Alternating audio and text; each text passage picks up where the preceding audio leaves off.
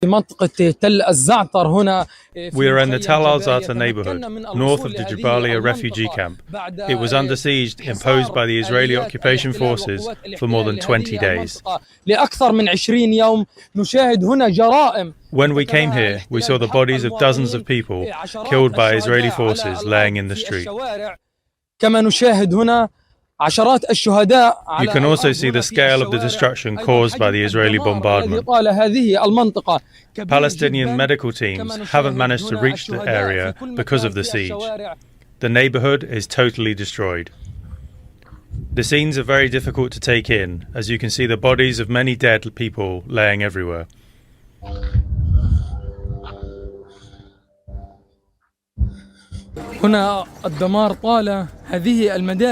Schools around the Indonesian hospital were also heavily bombarded. Israeli military vehicles have tried to advance from these streets towards the Jabalia refugee camp. They started from the streets near the Indonesian hospital towards the Tal al-Za'atar neighborhood.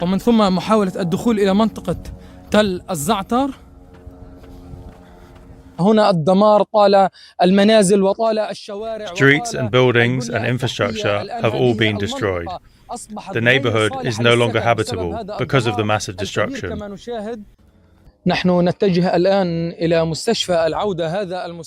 now moving in the direction of the Al-Auda hospital, which has been under siege for more than 10 days.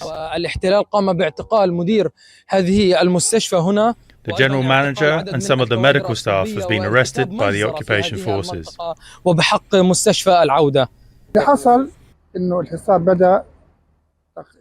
They imposed the siege for 18 days. No one was allowed to go anywhere. If someone tried to move, they shot them immediately. They ordered all people aged between 20 and 40 to go out, half naked, in groups of 20. The Israeli forces took away the first group, as well as Dr. Ahmed.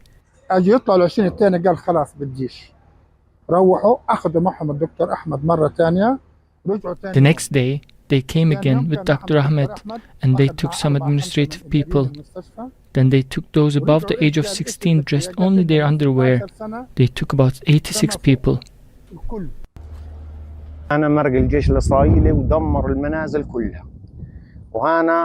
The Israeli army came here and destroyed all the buildings. We live near Al-Auda hospital, and these two ladies were on their way to the hospital to deliver their babies.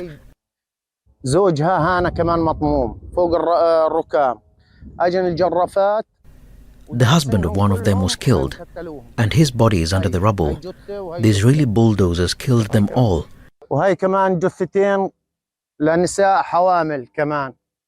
There are other pregnant women in this area who were killed. They killed the pregnant women without mercy, all of them.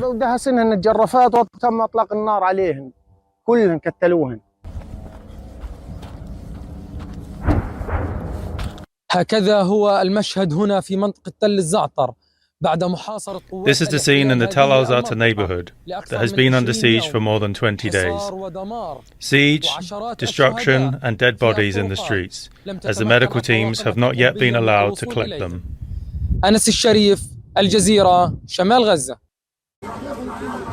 It is never quiet at the Nasser hospital in Khan Yunis. The injured just keep coming. These are the dazed and bloody survivors. At least 166 people were killed in the past 24 hours in Gaza. Death in the south and the north. This is Jabalia, the scene of heavy fighting between Israel and Hamas overnight. The UN says there are no functioning hospitals here in the north, and so all that is offered are the white shrouds of burial. During a long conversation between Joe Biden and Benjamin Netanyahu yesterday, the US president emphasized the critical need to protect civilians and allow them to move away from the fighting. But nowhere feels safe. Israel has always told residents to leave here in the north, but its forces continue to hit targets further south, including here just to the west of Rafah, near the border with Egypt. We found the wall collapsing on us, My grandmother had 10 stitches in the head, and my aunt, along with all my family, managed to pull themselves out from under the rubble. They said this is a safe area, but we only found houses falling on people. While the US is pressing Israel to protect civilians and allow aid to come in, President Biden crucially did not call for a ceasefire. And so after speaking with the US leader, Netanyahu said the war would go on until all Israeli goals were achieved. In a video released by the Israeli Defense Forces, the army's chief of staff was seen addressing troops in Gaza.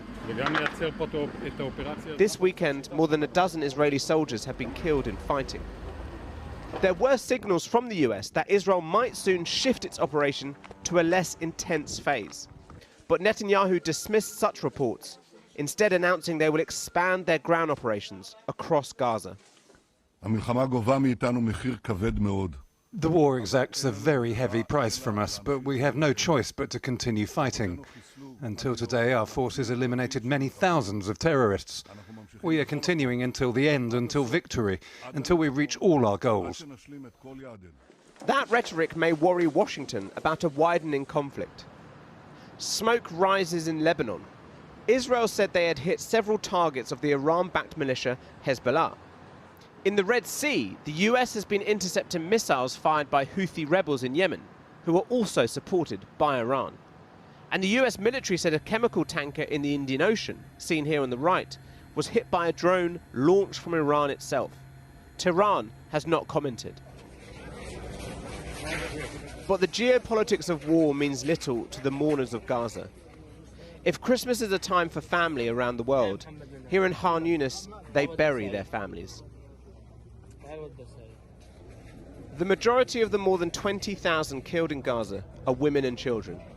So it is the men left to grieve, to pray, and to survive whatever may come next. He's a specialist on conflict resolution and humanitarian aid and an assistant professor of public policy at the Doha Institute of Graduate Studies. Tamara, good to have you with us again. So look, the UN Security Council finally has passed this much watered down resolution to get more aid into Gaza. But as Hani was just saying there in Rafah, much disappointment because it doesn't call for a stop in the fighting. Oxfam has described the vote as a dereliction of duty by the UN to protect civilians. What did you make of it, Tamir? Darren, I mean, in essence, when the UN was formed, especially the new UN after the end of Second World War, it was supposed to tackle or prevent such similar conflicts like the one happening in Gaza.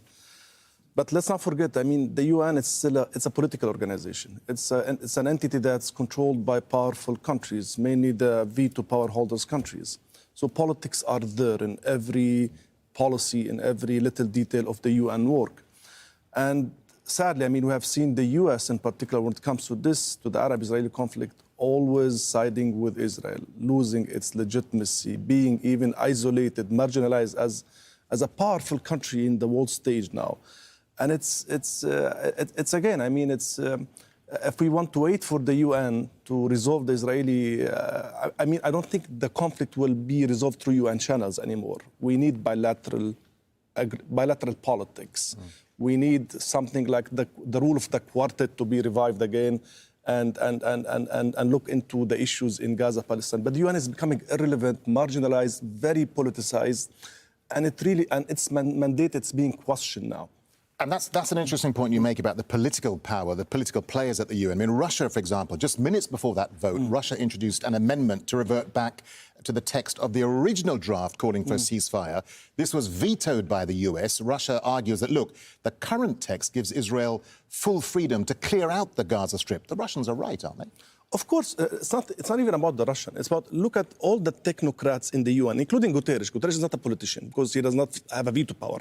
Himself, he's the head of the UN. Look at experts like Albanese, all these UN experts who have been saying or saying that what's happening in Gaza is genocide and has to be stopped immediately and investigated. So you have the bureaucratic level of the UN all saying this is nonsense. I mean, you cannot continue doing this. We cannot keep providing aid under Israeli obstacles. There's so many obstacles to aid provision in Gaza. I mean, so what? You want people to be killed, massacred at the same time? Feeding them. Feeding, exactly. Yeah. And at the same time, I mean, when it comes to the practicality and operational aspects of this resolution, I mean, Israel is already in charge of the vetting process of aid. It's limiting aid amounts getting into Gaza because it has de facto control of the borders. It's slowing aid, and it's vetting every item. What else the Israelis want? What other guarantees do the Israelis want for them to be reassured that aid is not going to go in the wrong hands? Yeah, and this whole issue of aid provision is really interesting, isn't it? Because it does beg the question, how do you then get more aid into Gaza to people who, as the World Health Organization says, are close to starvation if there's no pause in the fighting? I mean, it begs the question, is this resolution going to make any real difference on the ground, Tamir? Sadly not. I don't think so. I mean, there is a history of previous even in UN resolutions on this conflict in particular, and Israel has totally ignored them. So it's a toothless resolution. It comes with no real mechanism to be enforced, even in its very weak format and shape now.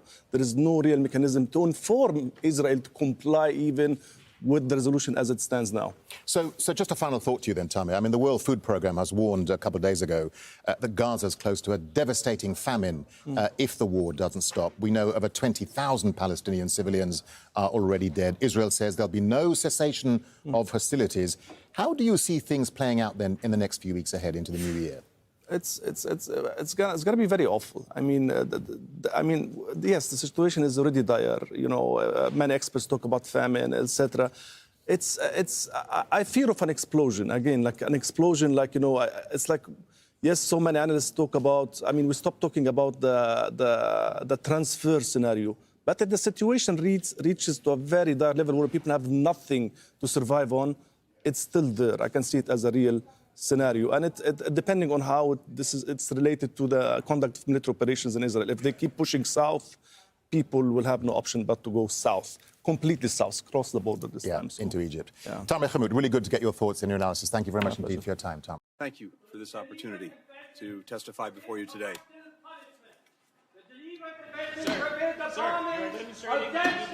Populated areas.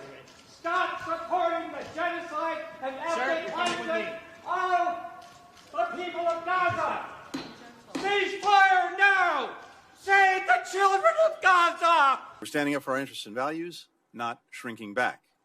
Not in the face of Russia's aggression against Ukraine. Not in the face of an intensifying strategic competition in the Indo-Pacific and around the world. If the witness will suspend, and I ask that everyone again respect this hearing, we will suspend until the room is cleared. Is calling for a ceasefire. Shame on you all. Our diplomacy, our development must work hand in hand. Committee will suspend, and again, I appreciate that people feel passionately about these issues. I would ask that you respect our witnesses and our committee members and allow the American people to hear their testimony. Come on, I'm an Army colonel, I'm a former diplomat, I resigned on that war in Iraq that you talked about. That was a terrible thing, and what we're doing right now in supporting Israel's genocide